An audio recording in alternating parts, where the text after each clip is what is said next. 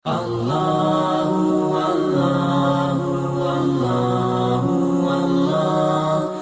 Nabi SAW, kalau seseorang hamba melakukan ketaatan kepada Allah, sholat misalnya, zikir, membaca Al-Quran, bakti dengan orang tua, bersedekah, membaca Al-Quran, apa saja perintah yang sudah kita ketahui sama-sama, yang Islam agama yang mulia ini ajarkan.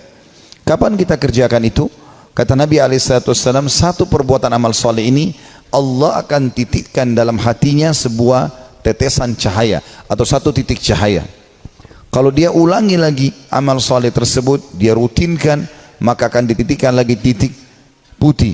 Terus saja titik cahaya itu dia isi dalam hatinya sampai hatinya menjadi terang benderang, bahkan dia bisa menerangi orang lain.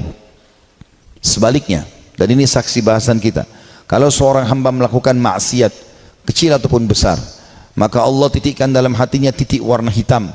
Kalau dia mengulangi lagi, titik hitam lagi. Kalau dia mengulangi lagi, titik hitam lagi. Sampai hatinya menjadi hitam kelam. Dan bahkan bisa lebih keras daripada batu. Sebagaimana Allah sebutkan dalam Al-Baqarah. Au asyaddu qaswah. Atau lebih keras daripada batu itu. Dan pada saat itu, semua jenis peringatan tidak akan berpengaruh pada dia.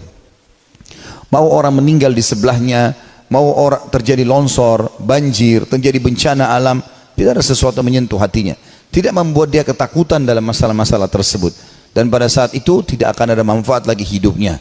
Tidak lain dia seperti hewan yang tidak akan pernah lagi peduli dengan keadaan di sekitarnya. Saudaraku seiman, Allah Subhanahu wa taala dengan kemahamurahannya berbeda dengan manusia tentunya.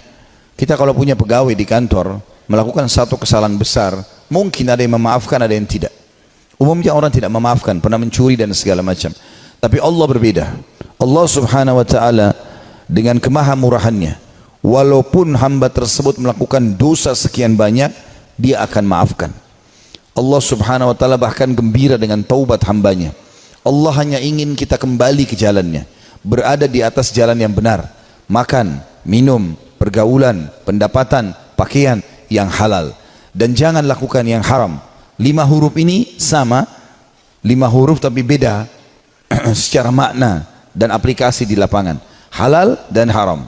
Dan sudah sering saya sampaikan dalam banyak pengajian-pengajian saya, kalau yang haram itu jauh lebih sedikit dari yang halal, halal itu jauh lebih banyak.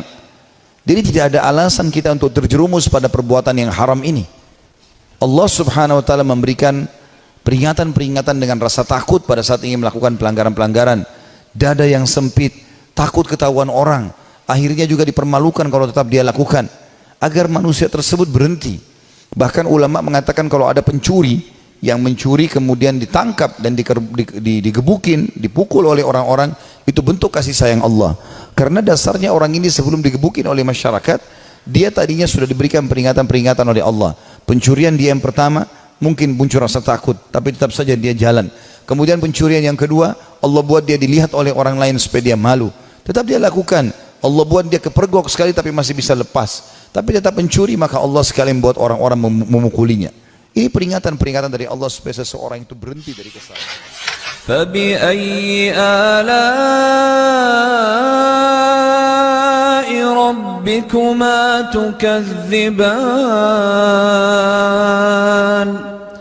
رَبُّ الْمَشْرِقَيْنِ وَرَبُّ الْمَغْرِبَيْنِ فَبِأَيِّ آلَاءِ رَبِّكُمَا تُكَذِّبَانِ.